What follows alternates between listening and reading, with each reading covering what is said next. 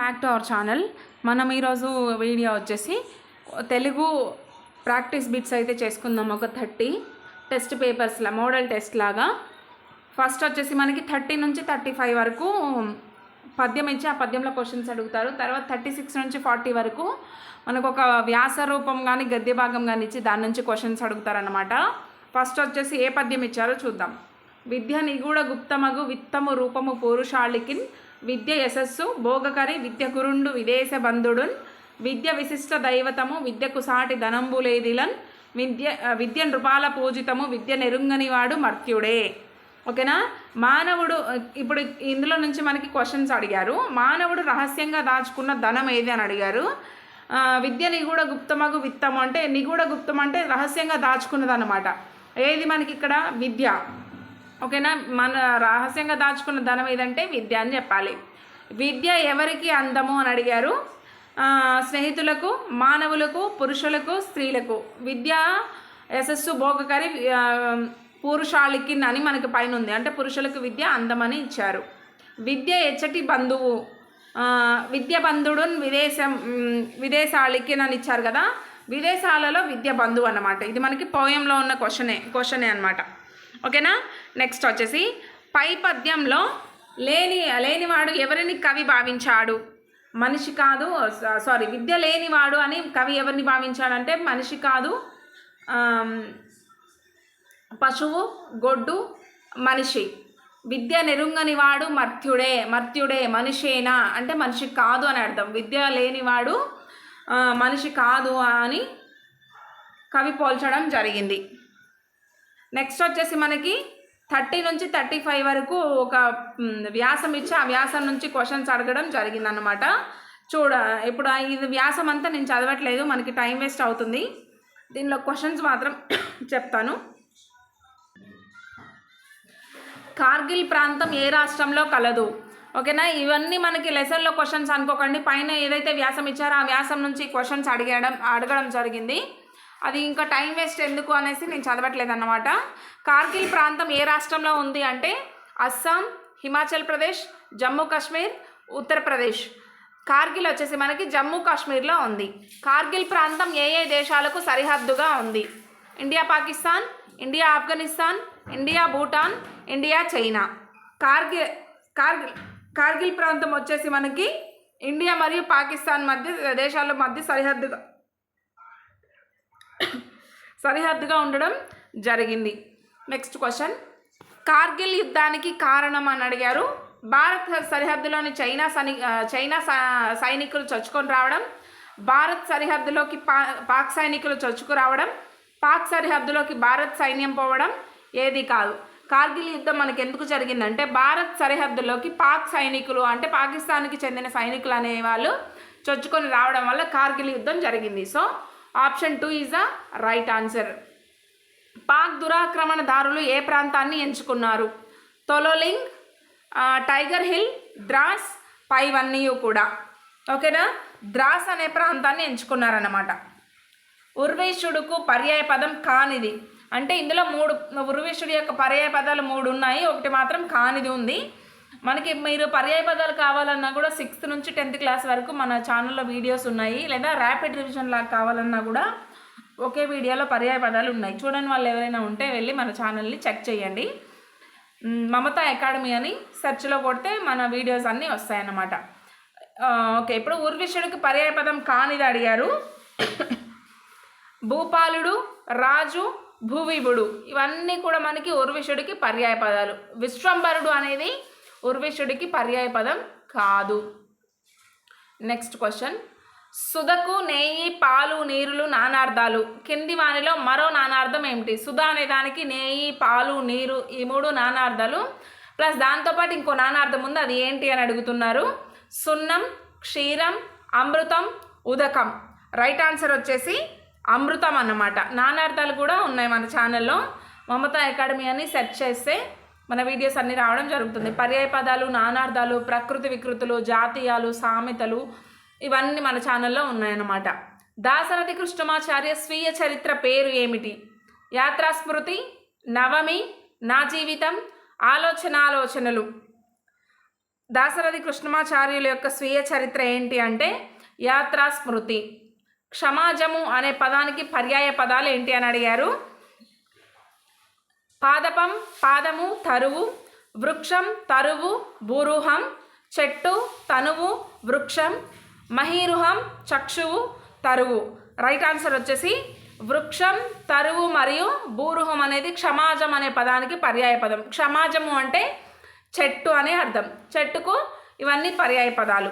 వృక్షం తరువు భూరుహం ఇవన్నీ కూడా చెట్టుకి పర్యాయ పదాలు అన్నమాట. నెక్స్ట్ కాకి బలగం అనే పదం ఇదేంటంటే వికృతిన, పొడుపు కథన, జాతీయమా, సామెతన. కాకి బలగం అనేది జాతీయం. చాలా బలగం ఉంది అని చెప్పుకోవడానికి కాకి బలం అనే జాతీయాన్ని వాడతాం అన్నమాట. ఎక్కువ బంధువులు ఉన్నారు అనే సందర్భంలో కాకి బలగాన్ని వాడతాం. నెక్స్ట్ వచ్చేసి గలంకి లఘు గురువులు రాయమంటున్నారు. గలం అనగా ఒక గురువు ఒక లఘువు. ఓకేనా, ఇది ఆన్సర్. గా లం. లం అంటే లంకి ముందున్న పదం గురువుగా రాయాలి. ఇది వచ్చేసి లఘువు. ఏదైనా లం నం చం ఇలాంటి సున్నాలు పక్కన, ఒక అక్షరానికి సున్నా పక్కన ఉంటాయి కనుక దాని ముందున్న అక్షరం గురువుగా రాయాలి. ఓకేనా, గలం అనేది గురువు లఘువు అన్నమాట. నెక్స్ట్ కమట ప్లస్ ఇంద్ర అనేది ఏ సంధి అని అడిగారు. సవర్ణ దీర్ఘ సంధి, గుణ సంధి, వృద్ధి సంధి, విసర్గ సంధి.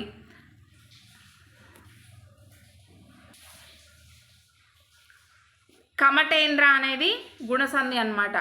కమట ప్లస్ ఇంద్ర ఏమవుతుంది? కమటేంద్ర. ఏకి ఔ పరమైంది అంటే ఆయి ఊరులకు ఏవో ఆర్లు పరమైన వాని దీర్ఘంలో ఏకాదశమవును. గుణసంధి కదా, ఏ పరమైంది ఇక్కడ. కమటేంద్ర. కమటేంద్ర అంటే ఏ ఉంటే మాత్రం అది గుణసంధి అవుతుంది. ఓకేనా, ఈ క్రింది వానిలో విశేషణ పూర్వపద కర్మధారయ సమాసం ఏది అని అడిగారు. అరుణ రత్నప్రభలు, భూవిభుడు, రత్నప్రభలు ఏది కాదు. విశేషణ పూర్వపద కర్మధారయ సమాసం వచ్చేసి అరుణ రత్నప్రభలు.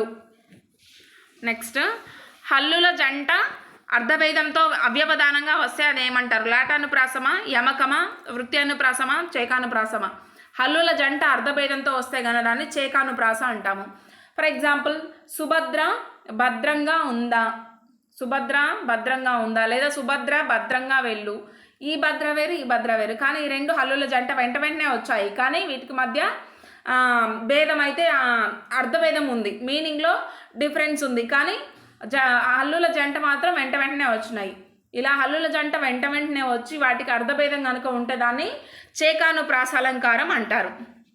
కాపు బిడ్డ పాఠం యొక్క రచయిత ఎవరు? వేముగంటి నరసింహాచార్యులు, ఇరువెంటి కృష్ణమూర్తి, మామిండ్ల రామగౌడ, గంగుల సాయిరెడ్డి. మనకు వచ్చేసి 6th క్లాస్ నుంచి 10th క్లాస్ వరకు ఉన్న లెసన్స్, పాఠాలు మరియు వాటికి సంబంధించిన కవులు, రచయితల పేర్లు ఒక సపరేట్ వీడియో అయితే చేయడం జరిగింది. 6th నుంచి 10th క్లాస్ వరకు చూడని వాళ్ళు ఎవరైనా ఉంటే వెళ్ళి చూడండి. విత్ ట్రిక్స్ కూడా చెప్పడం జరిగింది, అంటే ఎట్లా గుర్తుంచుకోవాలనేసి. ఫస్ట్ మనకి కాపు బిడ్డ యొక్క రచయిత వచ్చేసి గంగుల సాయిరెడ్డి గారు. ఓకేనా, మామిండ్ల రామగౌడ్ గారు ఏం రాశారంటే వాయసం అనే పాఠాన్ని రాయడం జరిగింది. ఓకేనా, కృష్ణమూర్తి గారు వచ్చేసి అమ్మ జ్ఞాపకాలు. ఇట్లా కాపు బిడ్డ అయితే మనకి గంగుల సాయిరెడ్డి గారు అనమాట. ఈ క్రింది వానిలో అంతస్థాలు అనగా ఆ, ఈ, సా, ఏవో, అర్, యా, వా, రాల, యా, వా, రా. మనకి యావారాలు అనేవి అంతస్థాలు అనమాట. అదే ఏవో ఆర్లు అయితే కనుక గుణాలు అని అంటాము.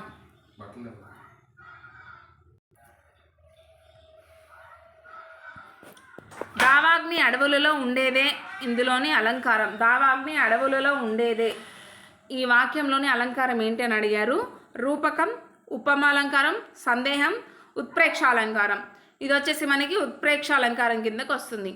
ఉపవాక్యాలు ప్రధాన వాక్యంలో కలిసేటప్పుడు ఉపవాక్యంలోని సమాపక క్రియలు ఎలా మారుతాయి?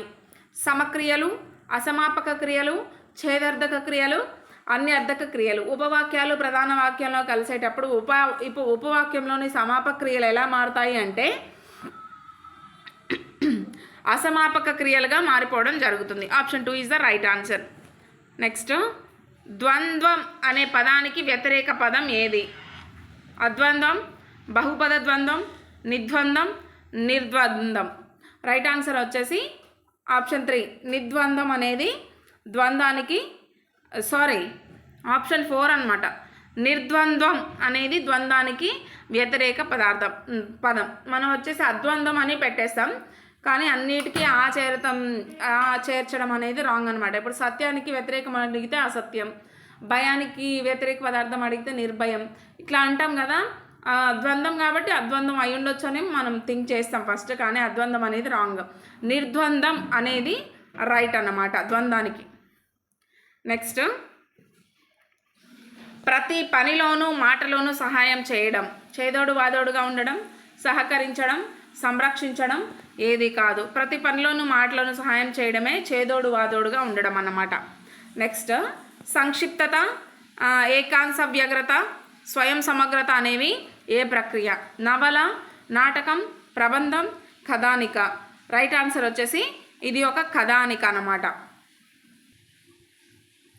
మాతృభాష అనగా తల్లి ఒడిలో నేర్చుకున్నది, అప్రయత్నంగా నేర్చుకునేది. తల్లి నేర్చుకున్న భాష ప్రయత్నపూర్వకంగా నేర్చుకునేది. మనకి మాతృభాష లేదా మదర్ టంగ్ అనేది అప్రయత్నంగా నేర్చుకునేది, అంటే ప్రయత్నం లేకుండా మన సహజ వాతావరణంలో పెరుగుతూ వాళ్ళు మాట్లాడేదైతే మన తల్లిదండ్రులు మన పూర్వీకులు ఏ భాష అయితే మాట్లాడుతున్నారో మనకి ఎవరు నేర్పించకుండానే అప్రయత్నంగానే వస్తుంది. దాన్నే మాతృభాష అంటారు. నెక్స్ట్ 55 నుంచి మనకి మెథడాలజీ క్వశ్చన్స్, 55 నుంచి 60 వరకు మెథడాలజీ క్వశ్చన్స్ ఉంటాయి, చూసుకోండి. పరభాషా మాధ్యమంలో విద్యాబోధన సోపానాలు లేని సౌధం వంటిది అని అన్నవారెవరు?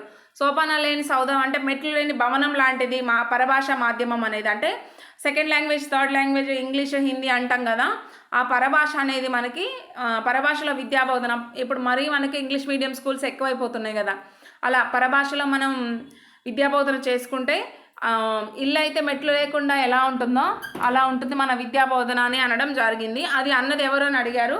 Gandhi, Vivekananda, Rabindranath Tagore, Max Muller. ఇట్లా అన్నది ఎవరంటే మనకి రవీంద్రనాథ్ ఠాగూర్ గారు అన్నమాట. ఓకేనా? నెక్స్ట్ క్వశ్చన్, వ్యవహారిక భాషా ఉద్యమానికి కృషి చేసిన వారు ఎవరు? టంగుటూరి ప్రకాశం, బూర్గుల రామకృష్ణారావు, గిడుగు రామ్మూర్తి, సురవరం ప్రతాపరెడ్డి. గిడుగు రామ్మూర్తి గారు అనమాట వ్యవహారిక భాషా ఉద్యమానికి కృషి చేసిన వారు. ఒక రచనలో భాషను ఉపయోగించే నేర్పును ఇలా అంటారు: అనుసరణ, సృజన, శైలి, అనుకరణ. భాషను ఉపయోగించే నేర్పును ఏమంటారు అంటే శైలి అంటారు. చిన్న తరగతులకు అక్షరాల సైజు ఇంత ఉండాలి. 20 పాయింట్లు, 30 పాయింట్లు, 40 పాయింట్లు, 50 పాయింట్లు. చిన్న తరగతుల కంటే ప్రైమరీ క్లాసెస్ ఉంటాయి కదా, ఆ పిల్లలకి ఎంత ఉండాలి పాయింట్స్, అక్షరాల సైజు ఎంత ఉన్నాయని అడిగారు. 20 పాయింట్లు ఉండాలన్నమాట. ఏ పద్ధతిలో ఉపాధ్యాయుడు చురుకుగాను విద్యార్థులు స్తబ్దంగా ఉంటారు? ఉపాధ్యాయుడు యాక్టివ్గా ఉంటారు, విద్యార్థులు ఓన్లీ వింటారు. అది ఏ పద్ధతి అని అడిగారు? ప్రతి పదార్థ పద్ధతి. ఓకేనా? Option 3 is the right answer. ఇవి మనకి 30 క్వశ్చన్స్ తెలుగు ప్రాక్టీస్ బిట్స్ అన్నమాట. ఇంకా ఏమైనా టాపిక్స్ మీకు రిక్వైర్మెంట్ ఉంది అంటే నాకు కామెంట్ సెక్షన్లో కామెంట్ చేయండి. నెక్స్ట్ వీడియో అప్లోడ్ చేస్తాను మీరు ఏదైతే అడిగారో అదే టాపిక్ని.